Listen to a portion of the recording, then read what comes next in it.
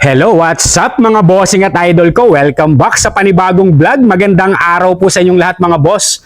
Actually na-vlog ko na to pero ngayon po i-re-vlog ko lang po ito kasi na-upgrade na po ito, nalagyan na po ito ng Android touchscreen head unit mga boss. Naka-Apple CarPlay na rin kasi to. Check nyo po ito, meron tayo ditong 2018 Toyota Corolla Altis 1.6G automatic transmission, gas yung engine ito, odometer.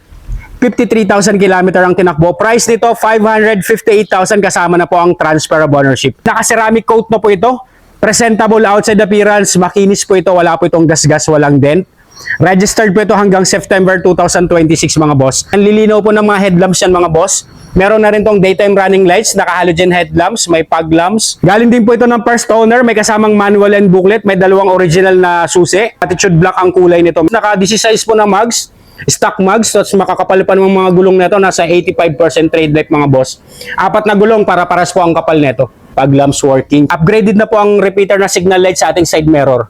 Ayan mga boss, kagwapo, naka-LED na po yan. Meron na po itong rain gutter. Original shiny paint, wala po mga faded dyan mga boss. Mga bubong dyan, all goods po yan mga bossing. Maayos po yung mga tint niyan. Taillight buong buo, wala pong mga kupas, wala pong mga basag dyan. Tsaka ang ganda po ng itsura po nitong Toyota Corolla Altis natin. Available din po ito sa cash trade-in and financing. Sigurado po ako pag pinuntahan nyo po ito, magugustuhan nyo po itong quality ng Altis na to mga boss. Panalo to, walang pintas, pwede po sa mga masisela nating buyer. Sipatin na po natin yung interior nito. Huwag na po nating patagalin. Yun, nakita nyo naman kung gaano kalinis po yung unit na to. Sidings, maayos. Ayan. Tsaka yung mga upuan po na public seats. Goods na goods po yung upuan nito mga bossing. Presentable talaga at elegante ang design nito. Combination ng black tsaka ng beige po. Ang ganda tingnan. All power and all mechanism working well. Actual mileage not tampered. Ayan po, 54,301. Tsaka syempre po, ini-scan po natin yan mga boss. Ayan po yung ating result ng ating scan. Wala pong diagnostic trouble code dyan. All goods po yung scan natin mga boss. Kaya sureable naman po ako. Wala tayong itatago sa unit. Pwede nyo pong puntahan to dito mga bossing. You can bring your own trusted mechanic. Only check, only scan, only test drive. Start po natin yung engine nito.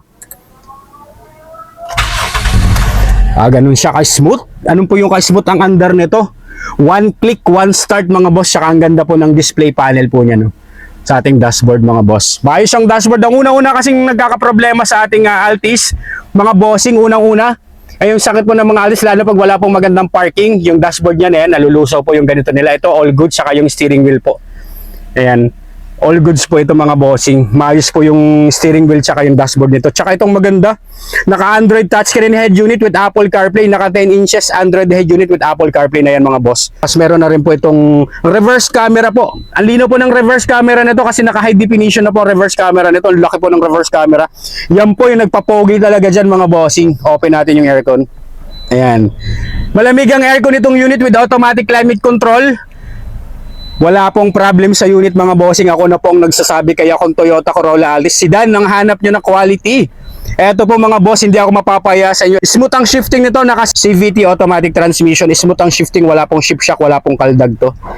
Tapos kung gusto niyo na may manual mode, tulak nyo lang po pa ganito. Meron na tong Tiptronic shifting mga boss. Ganun siya kagwapo yung shifting nitong Altis na to mga boss. Nandiyan pa po yung stock matting po na Altis. Oh. Glove box, manual and booklet kompleto. Galing din po ito ng first owner mga bossing. And multi-function steering wheel, well-maintained and well-preserved unit, mga sun visor po, mga lilinis din po ng ceiling nito. Iba yung handling nito po mga boss pag Altis ang dala mo. Gwapong-gwapo talaga yung nito, handling nitong Altis natin. Ay nag-request po kasi na mas maganda daw pag nalagyan ng head unit ang Altis. Ito naman po talaga, no wonder, ang ganda po talaga ng head unit. Ayun, second row mga bossing. Wow na wow. Meron na rin pong rear center armrest. Ayan, tapos may dalawang cup holder.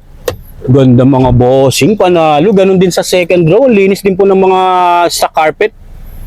Lalong bumagay yung nilagay na silver na matting po na aftermarket mga bossing. Panalong panalo. 558,000 kasama na po ang transfer of ownership mga boss.